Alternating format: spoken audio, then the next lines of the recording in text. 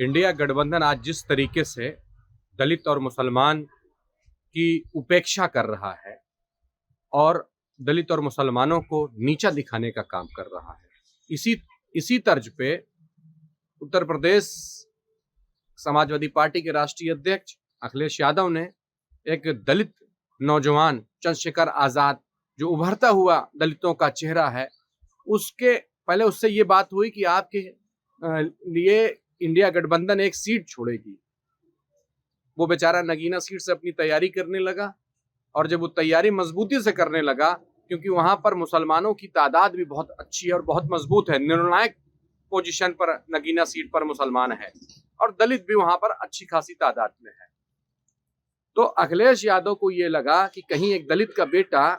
उत्तर प्रदेश की नगीना सीट से लोकसभा में एमपी ना बन जाए,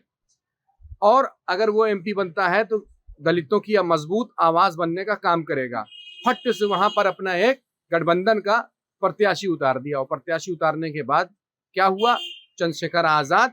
को हरवाने का काम कौन करेगा? इंडिया गठबंधन करने जा रही है और इंडिया गठबंधन चंद्रशेखर आजाद को हरवा कर दलितों को हरवाने का काम करेगी। अखिलेश यादव जी चंद्रशेखर आजाद को नहीं हरवाएंगे बल्कि दलितों को हरवाने का काम करेंगे, क्योंकि वो नौजवान पूरे भारतवर्ष में दलित समाज की आवाज बड़ी मजबूती से उठाने का काम कर रहा था और हम चाहते थे कि अगर वो नौजवान चंद्रशेखर आजाद रावण अगर भारत की राजनीति में पहुंचता, मेंबर ऑफ पार्लियामेंट बनता, तो दलितों की और मजबूती से आवाज उठा सकता। अब मैं दूसरी बात करना चाहूंगा जो मुसलमानों के साथ इन्होंने किया है। टीएमसी ममता बनर्जी की पार्टी को एक सीट दी उत्तर प्रदेश की सियासत में, उत्तर प्रदेश की राजनीति में एक सीट दी। उत्तर प्रदेश की किसी विधानसभा में तृणमूल कांग्रेस का कोई वजूद नहीं है, एक भी कार्यकर्ता मौजूद नहीं है और उसको एक सीट दे दी जाती है। मगर ऑल इंडिया मजलिस इत्तेहादुल मुस्लिमीन ने 5 सीट मांगी थी, उनको 5 सीट नहीं दी गई।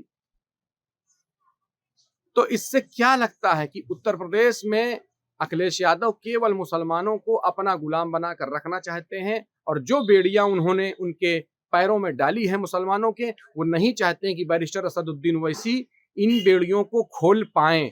मैं मुसलमानों से और दलितों से ये कहना चाहता हूं कि इन लोगों से सावधान होकर के अब अपनी क़यादत को मजबूत करने के लिए आपको ऑल इंडिया मजलिस इत्तेहादुल मुस्लिमीन को मजबूती देना है और इन बहरूपियों को उखाड़ फेंकना है, क्योंकि इनमें और भारतीय जनता पार्टी में कोई फर्क नहीं है।